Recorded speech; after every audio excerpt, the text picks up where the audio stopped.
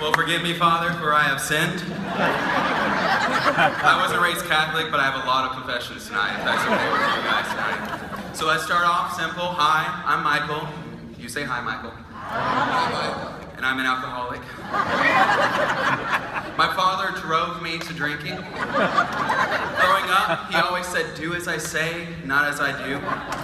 So I became a pastor. In truth, though. Well, that is true. It is true. And he doesn't drink. In truth, though, when I was first approached to roast Mike Schmitz Sr., I honestly didn't think I was going to be able to do it. Not because I love him that much, but instead, it's because I saw him growing up going to the tanning bed about 3 times a week. I didn't think there was anything left to roast.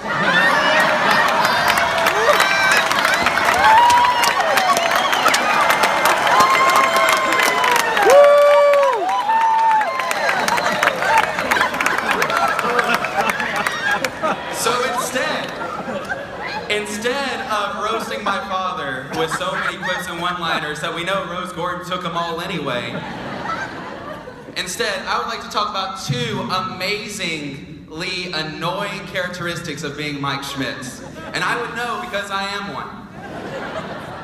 And the first one out of the 2 is tenacity. And I'm telling you because you already know his catchphrase, the thing he says all the time, let's say it together, it is, go, go, go. Do you see how annoying that is? I want you to know, he does not stop. He says that at home. He says that when he thinks there's nobody around. He says it to the TV when he's watching Jersey Shore. He says it to his dog. He says it to the mirror. He even says it to the sandwich and the oatmeal that he's about to eat.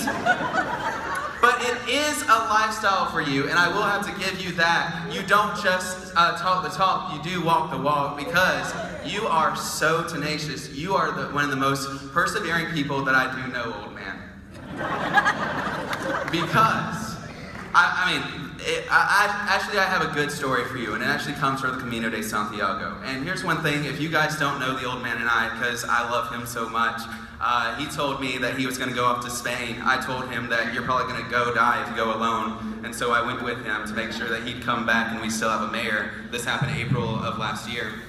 And there is no better showing of how persevering and how go Mike Schmitz is other than going 500 miles in 35 days and just walking from one place to the other in a pilgrimage.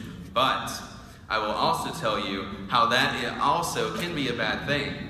You see, Mr. Mike Schmitz, one thing that we all know about him is that when he knows that there is the best thing to do, when he knows that there is the right thing to do, he will not stop until it's done, even when he's wrong.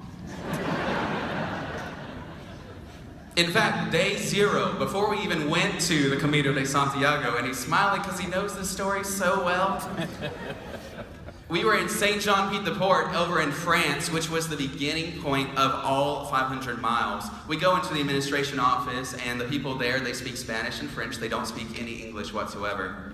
And I speak Spanish, so I was able to translate with them as we were getting registered for the Camino and getting our stamp books and getting our seashells to show that we're pilgrims. And they give us a map, they tell us where to go. After dinner, we actually go off to the starting point of the Camino, so we know that the next day we'll start off right. Well, the Camino starts off at a fork in the road. You can either go straight up a hill, or you can turn right on an off-beaten path. And the map says turn right. The administration office says turn right. Your son says turn right. Mike Schmitz Sr. was so convinced that he was supposed to go straight, and there was no other way. That was the way. Even if I tried to talk to him, there was nothing that we would be able to do to convince him. I go back to the hotel room. 4 hours later, he comes back with me with proof, with evidence. He goes over to the administration office and tries to speak to this person who knows no English, and he knows no Spanish nor French. And he somehow believes that he knows that he's supposed to go straight. Then he goes over for the last 3.5 hours, over to that starting point. And I don't know what you did, old man. You probably just meditated upon your own words or something, because you just stood there. Finally, he came back at the end of it all, and 4 hours later, he comes back to the hotel and just says, Mickey D, you're wrong. I love you, but you're wrong. So we go up the next morning, we eat our French baguettes and our tea, which is literally what we had for breakfast because France. And then we actually go into the fork in the road where we're supposed to begin, and we argue for 5 minutes about where we're supposed to go. And he is so sure that we're supposed to go straight. As soon as another group comes by of pilgrims, all they do is just pass us, they ignore us, and they all curve to the right, the way that they're supposed to go. And that was the only moment of silence I had my entire life. It was so sweet. And then finally he broke his own silence, which I was savoring every moment of it. And he said, let's go right. And that was the end of it all. I didn't hear it. And I've been holding on to the story just to know that it is okay to turn right, old man. And it's okay to listen to your son every now and then too. Okay, all right. And that was chapter 1 of this wonderful, amazing story of the amazing characteristics of being Mike Schmitz. Chapter 2 is the one that we're going to end on. And that is pride and ego.